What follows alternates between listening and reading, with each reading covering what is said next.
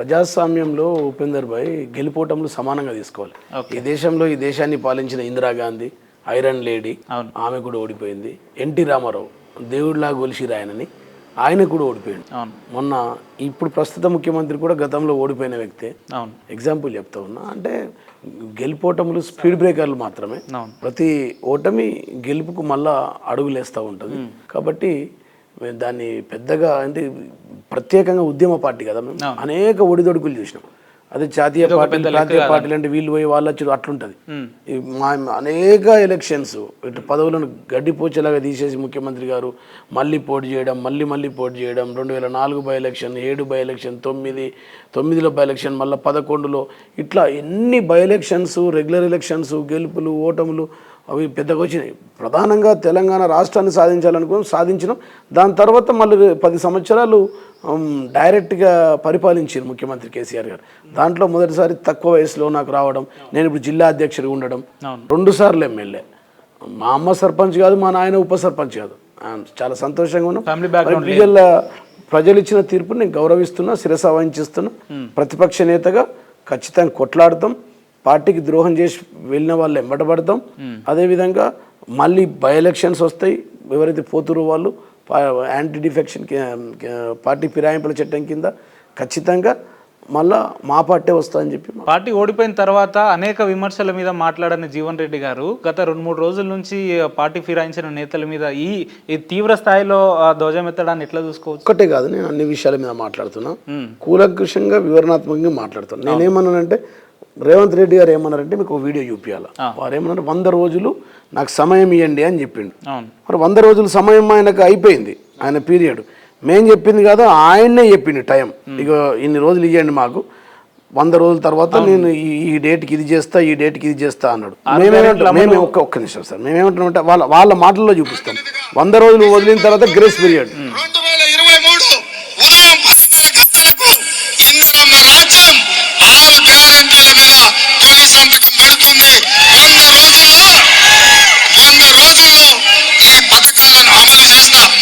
నేనేం చెప్తున్నానంటే, రుణమాఫీ అయిన వాళ్ళందరూ ఎంబడి పోయి మళ్ళీ 2 లక్షల రుణం తెచ్చుకొని డిసెంబర్ 9 నాటి నేను మాఫీ చేస్తా.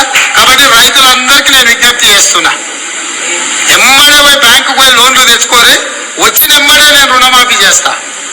వరి పండించేటువంటి రైతులకి వరి పంటకి క్వింటాల్కి 500 రూపాయలు అదనంగా బోనస్ ని ప్రకటిస్తా ఉన్నారు.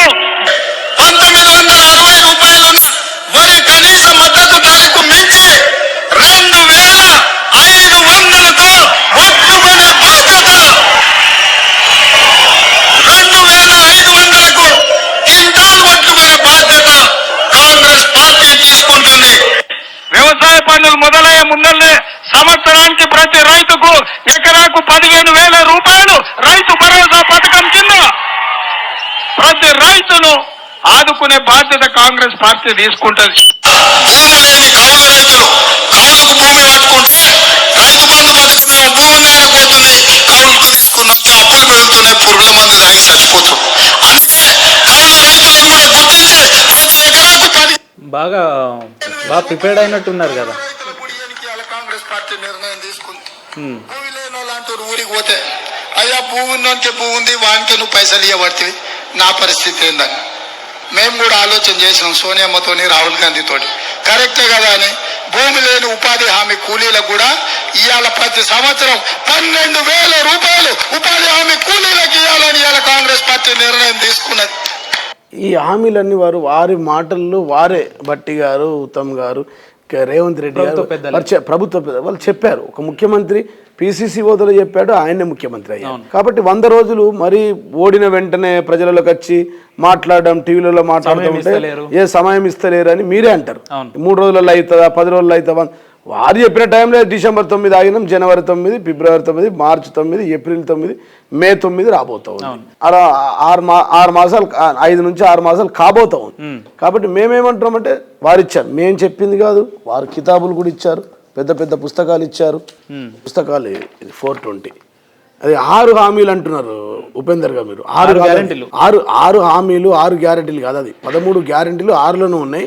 మొత్తం మొత్తం అట్లా చెప్పింది అన్ని రంగాల్లో 420 420. ఈ 420లో అన్ని రంగాలు, వ్యవసాయ రంగం, యువత, విద్యారంగం, అమరులు, సాగునీటి రంగం, ఎస్టీ, గృహ నిర్మాణం, హైదరాబాద్ అభివృద్ధి, పర్యాటక, పర్యావరణం, ఇతర హామీలు, ఇట్లా 3 లక్షల వరకు వడ్డీ లేని పంట రుణాలు, కాంగ్రెస్ ప్రభుత్వం ఏర్పడిన వెంటనే 2 లక్షల రైతు రుణమాఫీ, మొదటి ఏడాదిలోనే 2 లక్షల ప్రభుత్వ ఉద్యోగాల భర్తీ, 6 మాసం 6 నెలలు అయిపోయింది. ఈ విధంగా విశ్వవిద్యాలయాల్లో రీసెర్చ్ స్కాలర్స్కి 10,000. అమలు కాని హామీలు తెలంగాణలో ఉపేందర్కి తెలియదు కాదు. పెడతా అంటే ఆశ, ఇస్తా అంటే మూగులు కేసి ముఖం చూస్తారు, అంతే కదా. పెడతా అంటే ఆశతో వాళ్ళు అరే ఏదో జరగబోతా ఉంది, కేసీఆర్ ఇచ్చే 2,000 అయితే రానే వస్తుంది, mission Bhagiratha 1,56,672 kilometre pipeline వేసిర్రు, ఆ నీళ్ళు ఎట్లాగ వస్తాయి, కేసీఆర్ ఇచ్చే రుణమాఫీ వచ్చేసింది, ఈయన ఏదో 2 లక్షలు ఇస్తా అంటుండు, ఆయన 15,000 ఇస్తా అంటుండు, ఈయన 10,000 ఇస్తుండు, తులం బంగారం ఇస్తాడట, కళ్యాణ లక్ష్మి ఇస్తా అంటుండు అని చెప్పి వారికి అనేక అమలుకు సాధ్యం కాని హామీలను ఇచ్చారు. ఇచ్చి వచ్చేసరికి వారు కూడా ఇవన్నీ వస్తూ ఉన్నాయి కదా, 10 ఏళ్ళు అనుభవిస్తున్నాం కదా, ఏదో కొత్తగా వస్తుందట, ముసలిళ్ళకు కూడా ఆశ ఎక్కువ అయిపోయింది. పాపం 4,000 ఇస్తా అంటుండని అటువైపు చూశారు. కళ్యాణ లక్ష్మితో బంగారం ఇస్తామంటే కాంగ్రెస్ వైపు చూశారు.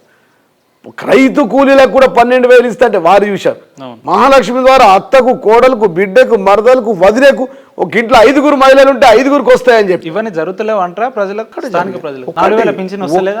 ఒక్కటి నేనంటే రైతు బంధు వస్తలేదా? రైతు బంధు రావట్లేదు. 5 ఎకరాలకే అన్న వస్త్రం కోతే ఉన్న వస్త్రం పోయింది. 10 ఎకరాలు ఉన్న రైతులు, 12 ఎకరాల రైతులు, 8 ఎకరాల 72,000 మంది రైతులు ఉన్నారు. 76,000 మందిలో అందరికి సగమే, 3 ఎకరాలకు, 2 ఎకరాలకు, 5 ఎకరాలకు.